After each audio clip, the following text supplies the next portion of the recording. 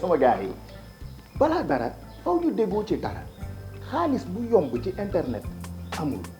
xaalis bu yomb ci boppam moo amul moo tax ma lay tegal nii juróomi naka nga mën a amee xaalis ci internet bi wala ak internet bi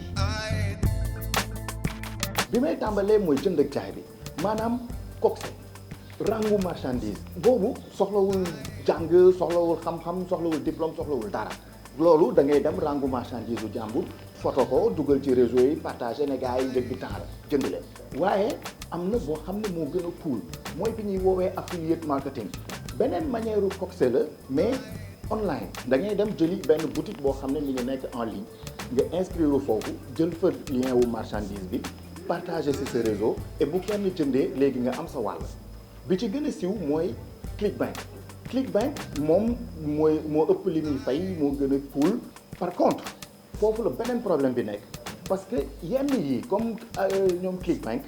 ñun waa Afrique mënuñu jot ci xaalis boobu noonu bu ñuy fay parce que bon moom bu dee transaction bi mënta automatiquement mu yónnee la sa xaalis mais ñun Afrique suñuy système bancaire dañoo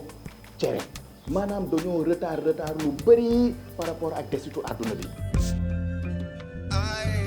ñaareel bi mooy ñi ñuy woowee influenceur soxlawul jàng soxlawul xam-xam bu bëree parce que bu la neexee mën nga wax waxi dof bu la neexee mën nga wax waxi xam-xam ak ku mu mënti doon am nga ñu lay suivre influenceur mooy ki nga xam ne dafa bëri ñu koy suivre ay followers loolu la ñuy woowee audience am na ñoo xam ne dañuy jaay seen audience maanaam ay nombre de vues nombre de commentaires bokk na ci ñu def ay placement de produits maanaam ay marque wala ay entreprise ñoo leen di fay pour que ñoom ñuy wax waxu entreprise boobu wala marque wala produit bi wala sax ñu lay wan logo entreprise bi ci seen ay vidéo wala seen ay post di ko ci tudd beneen système bi mooy nga utiliser sa audience pour tibb sa biir audience wut ci ay clients comme par exemple da ngay jaay livre da ngay jaay formation et cetera mën nga ci audience bi tout le temps di leen fàttali ne que ne ku bëgg jàng lii wala ku bëgg jënd livre bi mën nga cliquer ci lien bi nga dem jënd ko et cetera parce que en général li ci ëpp yëpp ay marchandises électroniques ngay jaay te loolu la ñuy woowee contenu wala content donc ñetteel bi affaire de mën-mën la affaire de métier la xaw ma naka laa koy tuddee mais dafa di yoo xam ne bu fekkee ne am nga mën-mën am nga métier am na ay sites yoo xam ne loolu mooy seen njëriñ ak lépp loo mënti mën ci métier boo demee foofu da ngay inscrire nit contacter la liggéey loola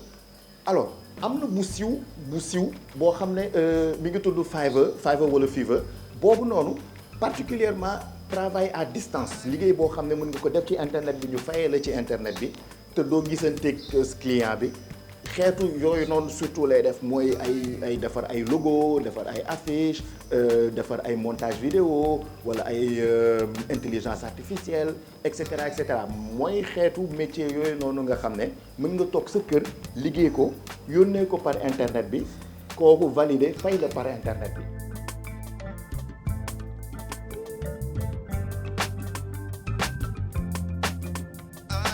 ñeenteel bi nag mooy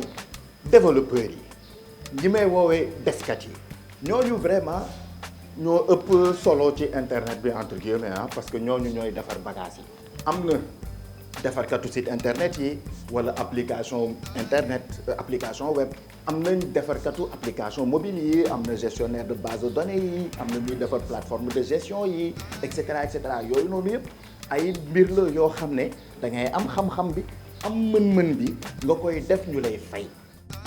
et jamonoy tey soxlawoo jàng code soxlawoo sax xam lu code di ñuróol pour mën a defar site internet wala application internet wala sax application mobile bëri na ay li ñuy woowee plateforme no code mooy yow vraiment doo laal code doo ci gis dara yow daal da ngay dajale di teg rek selon ni nga comprendre logique bi ci plateforme no code yooyu noonu am nga Wix am nga WordPress am nga Webflow am nga Squarespace am nga yeneen ak yeneen yoo xam ne ça te permet nga defar site rek tak sans même réfléchir en quelques heures nga dóor site bi mu daanu am na yeneen yoo xam ne tamit pour application mobile la comme ay Babel ay Figma ay Flutterflow et cetera bëri na plateforme et loolu vraiment je t'invite à ce que nga def say recherche nga def say gëstu dem laaj yonante yàlla Google mu wan la yan ak yan moo fa nekk pour que nga commencer ci fond ndànk-ndànk ba ba ngay comprendre bagage bi. bu dee sob nga tamit bu la neexee nga dugg ci intelligence artificielle bi mais en tant que développeur moo tax may wax parce que dafa am utilisateur am développeur ci misaal ay ñoom ChatGPT ak Midjourney ñun ñooy utilisateurs yi développeurs yi ñoom ñoo defar affaire bi du ay caaxaan looloo tax mu bëri xaalis lool. bu mujj bi nag juróomeel bi moo ma ci ëppal solo mooy li ñuy woowee content creator maanaam créateur de contenu digital. bu ñuy wax contenu texte la audio la image la vidéo la bu ñuy wax contenu texte mooy que mën na nekk article de presse wala texte publicitaire comme par exemple nit buy defar affiche texte bi ciy nekk dafa am ay spécialistes yoo xam ne ñoom ñooy bind texte yooyu. mën nga bind ay article de blog parce que am na blog yoo xam ne dañ lay fay pour nga bind article ci blog bi comme aussi ay site de presse. mën nga tamit bind ay livre jaayee ko au format Kindle du livre comme yi ñu xam mooy livre bibliothèque yi mais livre bi mën na nekk na sa benn histoire booy nettali xam nga et histoire boobu noonu donc plus muy gudd plus njëg bi di gën a yokk sur Amazon. et foofu sax beneen problème bi mi ngi dikkaat encore mooy problème mu système bancaire bi parce que Amazon mën nga fa jaay ay livre mais après pour nga jot xaalis bi système bancaire yi fii mënul ne et c'est très dommage sunu banques yi nag vraiment war ngeen góorgóorlu tuuti adduna mi ngi dox dafa mel na sax yéen xamoo leen li ngeen di raté. donc audio mais attention nag bu ma nee audio du ay audio WhatsApp ak yooyu noonu du message vocal. audio mooy lépp loo xam ne son la sonorité mooy musique mooy ay fond sonore parce que bu dee beatmaker nga ak genre yooyu noonu wala instrumentiste wala musicien ci boppam mën nga defar ay fond sonore yu ñuy utiliser ci séries yi ci film yi ci documentaire yeeg et cetera. am na li ñuy woowee ay plateforme de streaming mën nga nekk artiste génne ay way streamer ko ci plateforme yi ñuy fay pour déglu bëri na yooyu moom vraiment xam ngeen ko. bu dee par exemple yow sa baat dafa am intonation bu graaw nii xam nga am benn basse bu 10 wala octave bi xam nga xaw a kawe nii mën nga di jaay sa service comme publicité parce que publicité souvent di nga dégg publicité yi jaar da ngay dégg baat buy nettali histoire bi ci suuf naan la wéy entreprise bi ñu ko créé depuis 1900 nangam sangam kii dugg na fii lii mooy sunu service lii mooy sunu lële kii def baat boobu noonu baat boobu dañ koy fay. léegi ci wàllum image parce que image mën na nekk dessin mën na nekk illustration mën na nekk infographie mën na nekk 3D mën na nekk photo et loolu noonu yëpp am nga foo ko mën a jaayee maanaam ay banque d'image li ñuy woowee banque d'image stock image yi gën a siiw mooy ay Getty Image ay Shutterstock ay Sunu Natal ay Adobe Stock et cetera yooyu mën nga fa dem nga jaay say footage say rush say image brut bonne qualité et cetera. même ay footage vidéo mën nga ko jaay ci plateforme yooyu noonu parce que bu dee vidéo la mën nga ci am xaalis bu bëri ci manière yu bëri yu bokkul mën nga affiliate marketing mën nga jënd ak jaay mën nga defal nit vidéo mën nga def sa ay vidéo ci ay plateforme de streaming parce que lépp luy documentaire reportage film court métrage yooyu noonu yëpp ba ci sax ay vidéo simple nii yenn vidéo simple yi mën nga ko diffuser ci ay plateformes de streaming ñun Sénégal am nañu vidéo yeneen yi ci biir Afrique bi am nga ay Africa VOD et cetera. am nga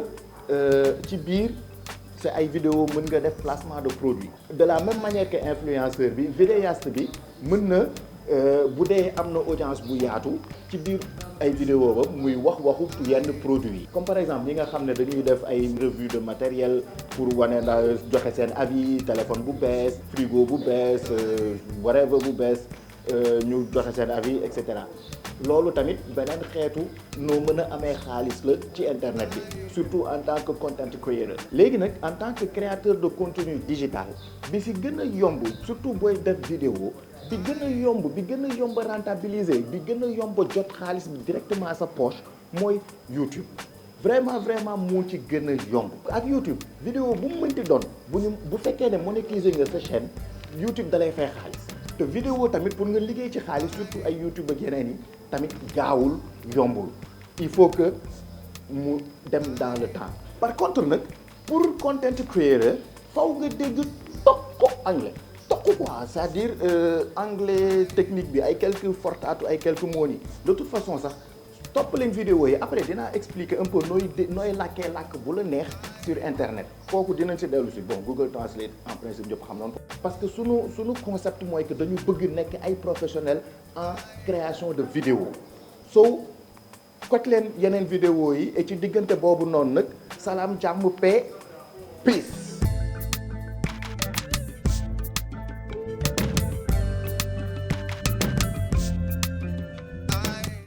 ak vidéo bu mu mënti doon sax